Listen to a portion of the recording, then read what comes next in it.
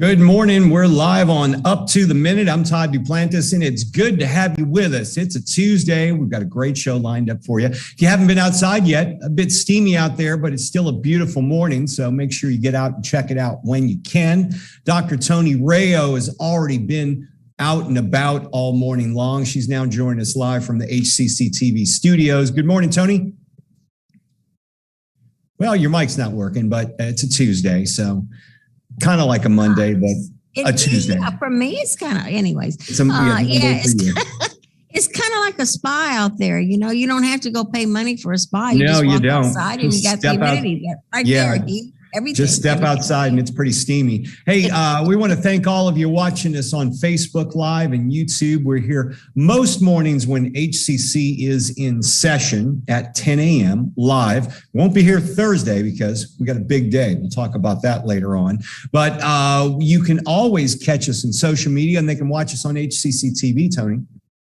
Yes. You look for Facebook, YouTube, LinkedIn, Twitter, and Instagram on social media, and just look for Houston Community College District. So you can find us on HCCTV, but you can also find us on social media. So look for us and enjoy it. All right. We're on the rebroadcast. The show is on HCCTV at noon, 5 and 10 p.m. Okay, Tony, stick around because you're going to be interviewing this next guest, Elizabeth Ho. She's the program director for Diagnostic Medical Sonography over at Coleman College for Health Sciences. Good morning, Elizabeth. How are you? Good morning. Thank you for having me today. Yeah, thanks for being here. So we're looking forward to hearing from you and your story a bit, and also a bit about the sonography program. So stick around. We'll be with you shortly. Okay, we're going to kick things off. It is a Tuesday. That means it's Tasty Tuesday. Returning to the show, Kiran Verma. She is the owner and executive chef of Kiran's. Good morning, Kiran. How are you? Let's see if we can get you to unmute your mic.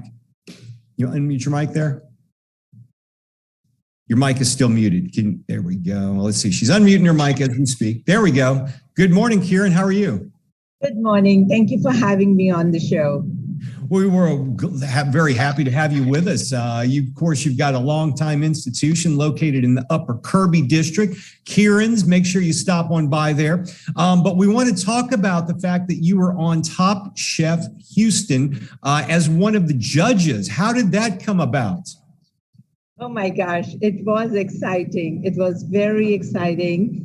All these years, my daughter said, "Mom, I want you to be the judge at the Top Chef." I said, "I have not participated. How am I going to be the judge?" And suddenly, of course, one day we were called for that. And I was excited to be sitting on the same table with all these amazing celebrity chefs like Padma Lakshmi, Tom Colicchio. So it was really nice. And also, it was just amazing to know that Houston is going to be on a national level. Houston will be showcased. So I was very, very excited to see our young upcoming chefs. Let me ask you this, because a lot of times you see things on TV and it looks one way, but you get there on a television set and you're shooting the television show. What was the biggest surprise for you behind the scenes? Behind the scene, you always feel like when you see a kitchen or a set on the TV, you think it's so real, it's happening right there and then. But then when you saw the New York team bring the kitchen to NRG Stadium and to all our restaurants, it was amazing to see the work that goes behind the scene, behind the camera. So for me, it was just mind-blowing. Now, I want to ask you a bit about your background because you're self-taught, but tell us about your background and how you first learned how to cook. Of course, I'll tell you how I learned to cook, but can I tell you, I am also a graduate of HCC. Wow, there you go. Yeah. Early 70s. And today when people think, they look at the chef and when you say the word HCC, they think, oh, their best culinary program. And to be really honest, I do want to tell you that my career in America, just a working career, started with going to school from HCC. So I'm very proud to be a HCC graduate. Well, that is incredible to hear. I guess, have you had a chance to see the new culinary arts building yet? No, I am planning to stop by and spend some time and meet these amazing instructors over there and hopefully take some graduates from that school. That would be wonderful. We appreciate that. We certainly do. You have a love of fine cuisine. Maybe you can tell us how you define your cuisine at Kiran's. So I feel like, of course, I would always say we are fine dining in Houston, Texas, but I create what we grow here, what we get or grow around the, Houston. Maybe some few things come from Mexico, from Gulf of Mexico, all the seafood. So to create to the flavor, which is very palatable to our guests. They could be from India, they could be from US, they could be rednecks, and we create the flavor. We, being an Indian restaurant, of course, I didn't have beef steak on the menu, but I could religiously truly keep bison, venison. So right. I try to incorporate those flavors, which true meat eaters would love it. So we kind of have a steak and potato, and we have a rack of lamb. Oh, there you go. There you go. Let me ask you this. You've got a beautiful oven behind you. Maybe you can tell us about those ovens and tell us a bit about it and what you're preparing them. So right behind me, of course, I do have, we have two amazing ovens, which are wood fire burning ovens. And I was very fortunate to acquire them in last couple of years. So what I incorporated in it, I was always very fond of, making pizzas, eating pizzas. But of course, I thought we are an Indian restaurant and very authentic cuisine. So I came up with an item called nanza. So we have an Indian flatbread naan. So the dough has a similar recipe, which is a fusion between a pizza recipe and a naan recipe. So the sauces are still very authentic in flavor. The ingredients like chicken tikka masala, or I do chicken Alfredo, which can have our spinach from palak paneer, but the chicken from tandoori chicken. So all these mixed recipes have become really a hit with our loyal guests. And so the first course they always start is with one of these pizzas, which is like one of my very favorite pizza, or we call it nanza, it's called Supreme, which has venison, lamb, bison, and the sauce is like a chicken tikka masala sauce on it. Oh, that sounds wonderful. I'm all about that. That sounds great. I'm going to have to come check that out. Do you change your menu to the time of year? Like, do you have certain things that are planned for the summer months because certain foods are abundant? Yes, we do. We don't change like entire menu, but I'll add or delete certain ingredients from the menu or certain items from the menu. Like now, from this week, we are incorporating a lot of watermelon, a lot of fresh fruits. So we are doing watermelon margarita. We are doing watermelon for a fresh halibut. So it's called halibut, fire roasted halibut with a watermelon curry. So it's been my very favorite items on my summer menu. Yeah, we heard you talk about HCC earlier, and of course, our culinary students are very proud of them. What advice do you have for students who are maybe wanting to follow in your footsteps? They said, you know what, I'd like to go out and maybe one day start a restaurant based on my background. What is your message and advice for them? My message to these young students is don't get disheartened. Don't keep changing your path if you're not successful at it in the beginning. So long as you give your 110% to your career, you will always succeed. It's all about hard work. It's all about putting number of hours in your career. Don't shy away from working. Don't shy away from, if you didn't succeed the first time, you will succeed second. Try the third time and you will succeed. Just be focused. And be very honest and loyal to where you work and what you do in life.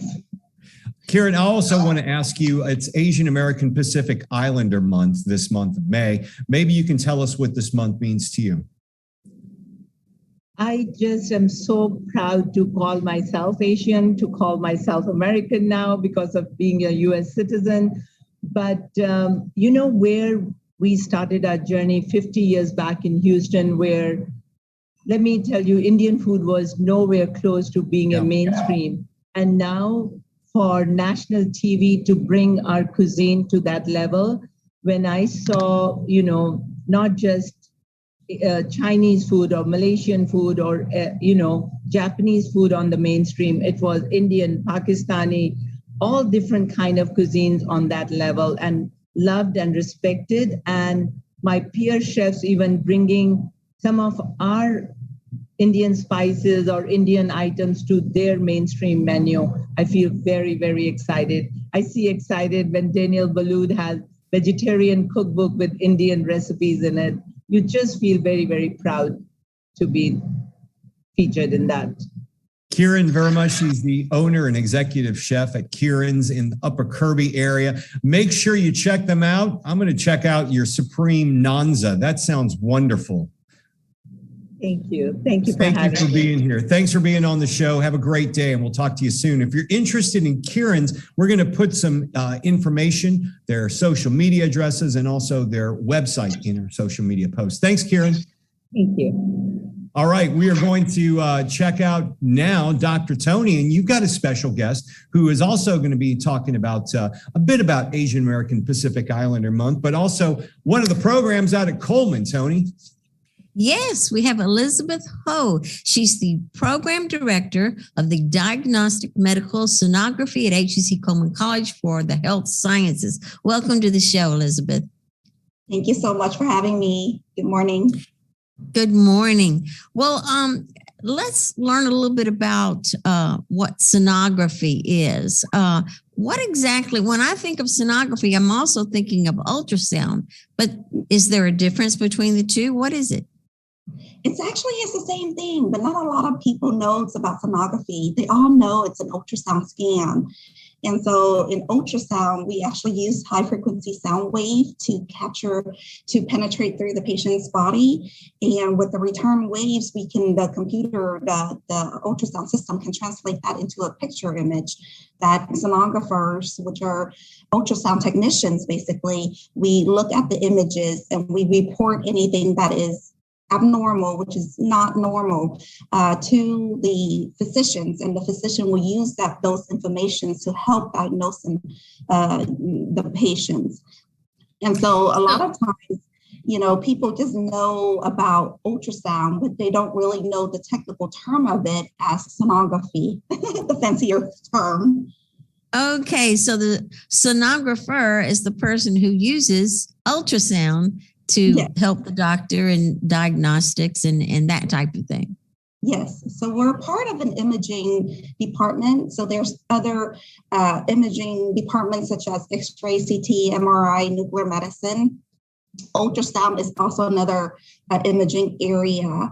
And I think a lot of people just aren't aware of that. And so I just want people to know that there are so many things, many imaging modalities that could help use to help patients in making a diagnosis. Very good. Well, now tell us a little bit about the history of the sonography department there at HCC. Yes, our program has been in existence for over 25 years. I mean, like Chef Kiran, I am also a graduate of ACC. I went through the ACC program a while back, and I've learned that, our program has been in existence for so many years. And our program started out with about 5 to 8 students. And gradually throughout the years, now we have up to 27 students per year. And, it's very surprising to me that not a lot of people know that we have been in existence for that long. But we've been with ACC forever. Excellent. Well, now, I know you were telling me some of it, but what are some of the things that you can scan with ultrasound? Everybody knows about the pregnant woman with the baby. You can see the baby and all of this. But like you were saying, there are so many other things that you can scan and get information about. What are some more things? Yes, Tony, like you say, people only think of it as scanning pregnant women and looking at the fetus. But in reality, we actually scan everything from head to toe. With ultrasound, and now especially with higher technologies, we have higher frequency that we can scan more superficial structures. We use ultrasound such as to scan neonatal brain for brain hemorrhages, thyroid for small parts, breast, abdominal organ, obstetric, male and female pelvises. And believe it or not, with ultrasound, we have very high frequency where we can scan musculoskeletal, which is tendons and ligaments for sport injuries. And then we can also use it for hearts and vessels. We can use Dopplers to really measure the velocity of blood flow inside a tiny little vessels, so we literally scan everything from head to toe, but people only know that we scan just pregnant women. I'm like, no. So a lot of our students, prospective students, especially who apply into our program, I usually tell them, there's a lot more to learn than it's just scanning pregnancy. And then within our field itself, there are each of those areas is considered a modality that students can register in. And so going through our program really is a stepping stone for them, because when they finish our program, they can take a registry of the abdomen and the OBGYN. But if they want to, they can do more. They can just study and get more registry in vascular, breast, MSK, etc. So, of course, I tell our students, this is just a step. Going through our program is just a stepping stone for our students. After they have learned what we can, offer, they can definitely do a lot more than just be a sonographer, I know there's so many fields they can go into. I mean, I know about the heart thing. I've had to personally have that done. So it's amazing to me, all the different things that you can do with it. So, and it, like you say, it's the whole body that they can scan. So now tell me, what are the challenges? I know that with COVID, we've had, in any teaching field, it's always a challenge. What has it been for you guys? At the beginning, it was moving to online classes, but thank God all of our faculties are tech savvy, so we transitioned very well. And currently, with us teaching online, we, in terms of feedback, our students actually love the online educations, because all the lectures are being recorded, and that students can use that to review course materials and all of that. So I think it's more helpful for our students now that COVID is gradually not fading away, but lifted a little bit. We are still offering hybrid classes. We still, our program is very hands-on. So we do require students to come into the lab to really have that hands-on eye-and-hand coordination education. But most of the didactic educations are done online. And we have found that, students actually are taking more time in studying and to really, review the material that we have recorded for them. Because before COVID, we actually have to manually record it in the classroom and upload it through EduTube. And it was a lot of work for us. But now that we're offering it online, everything is so much easier to transition in terms of posting the videos for our students. And it has been helping them out a whole lot.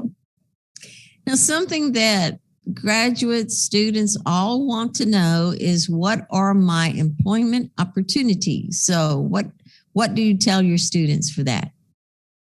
Students are, they're within this field, there's so many opportunity for students.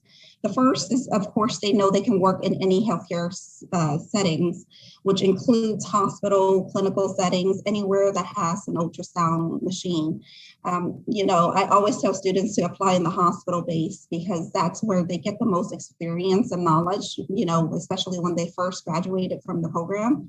But really, if they choose not to be in the field, they can go into educations, into sales, into app specialists. They can be a travel technicians. So there are so many different opportunities for them.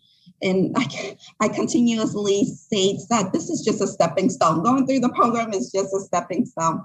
But once they go through it and realize that there are so many opportunities for them, all of our students are very successful. I have to say that once they finish the program and see what that is they can do and what they can offer, it's just amazing to see how much they grow and be successful afterward. Well, as we said earlier, this month is the Asian Pacific American Month. See if I got it all right. And AAP. So tell me a little bit about your background and your family. I think you're from Vietnam. Is that right? Yes. My family are immigrants from Vietnam. So I came to the U.S. about 35 years when I was little, and so I was raised here all my life. I'm very grateful to have, for my parents to be able to go through the struggles to get me to where I am today. It was a big struggle because all I remember was my dad had to work as a baker to make donuts at night. She has to work the night shift, and my mom had to work the day shift so they can alternate time to take care of us. And, they went through a lot. And so I just feel so grateful that they did what they did to and sacrifice all their family life and, give up everything they had, in Vietnam to bring us here. And I just feel like, I owe them big time, not just for giving birth to me, but to bring me here too. Absolutely. One quick question before we go is how much money, I forgot. Students also want to know not only what jobs they can get, but how much they can make in salaries for the sonography. Right. So sonography, based on the Gulf Coast survey that we recently have ran, the starting salary is about $30 to $35 an hour. Now, our program is only 16 months, not including the prerequisites, but to really sacrifice yourself for 16 months and finish to go through our program and make $35 an hour. That's excellent. Salary, average salary is about $73,000. So, well, we really, really appreciate you being on the show. It's wonderful to see, all the different opportunities the students can get and the great salary they can get. So thank you so much for being on the show. Thank you for having me. And we're going to have information about your program in our post after the show. So thank you so much. Yes, you have a good day. Bye. All right. Thanks, Tony and Elizabeth. Of course, the dog decided to join me for the rest of the show, so I don't know what her deal is. I love him. I think he's so cute. Yeah, she's a handful. Anyway, we've got some announcements to make. Admission information sessions. Those are happening. Enrollment is underway, and HCC wants to help students take the next step during virtual afternoon and evening information sessions. You can register for them Tuesday and Thursday nights. They are free, and they go throughout May. There's also a Women's Wednesday roundtable that's happening as well, Tony. Yes, our Entrepreneurial Initiatives is offering an interactive series for women to share their expertise and experience in leadership. The next session is tomorrow, 12:30 to 2 p.m., and it's called Storytelling Part 1 by Thea Golden Smith. So that should be very interesting to see. All right, district-wide open houses. Yeah, they're happening in person. And you also get a chance to win $500. Check this out.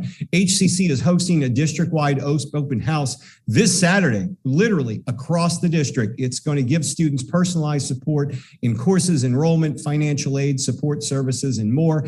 And you can win $500 in scholarships and giveaways. It happens 9 a.m. to 1 p.m. this Saturday, May 14th. Several campuses are involved with this. Yes.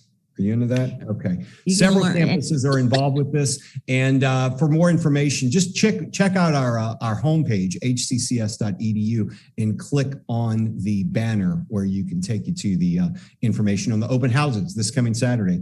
And the Media Arts Showcase, that's happening as well.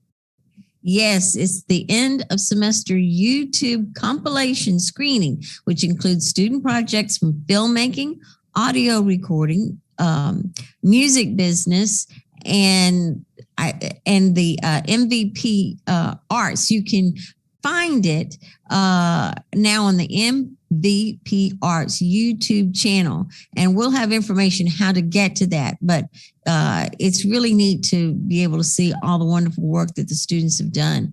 And it will be open May 14th through August 15th on the YouTube channel. So we'll give you that information after the show. Yep. And also keep in mind, we mentioned it earlier in the show, but we will not be on the air Thursday.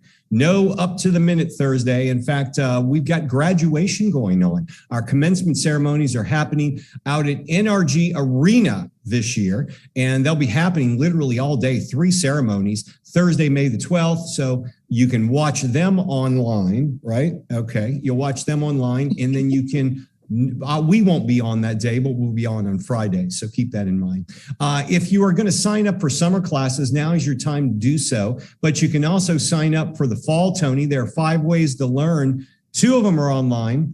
2 of them are hybrid. And then we're back to on in-person classes on campuses as well. Yes, we are. So everybody's happy to hear about that. You need to go to hccs.edu/apply to apply and go ahead and register for the classes, and register now because, some classes are small, especially the ones that are going to be in person. So you want to register for them now for both summer, if you're going to summer, and then definitely now for fall. So you get the classes that you want to get. Okay, dog's gone, so I can get back to the show. He needs to get brushed. Anyway, that's going to wrap up today's show. Tomorrow, we got a big show for you. Special guest joining us. The Chancellor himself is going to be here, Dr. Cesar Maldonado, to tell us all about HCC's upcoming Resiliency Operations Center, also known as The Rock, the new high water facility being built out at HCC's Northeast College. So he'll be here tomorrow, special guest. And then also it's Small Business Wednesday, Tony. Yes, they offer customized training solutions for corporate and government partners to increase employee retention. So that should be very important for some of us. So be watching. Okay, we'll see you next week, Tony. We'll see all of you tomorrow, 10 a.m. live right here for Up to the Minute.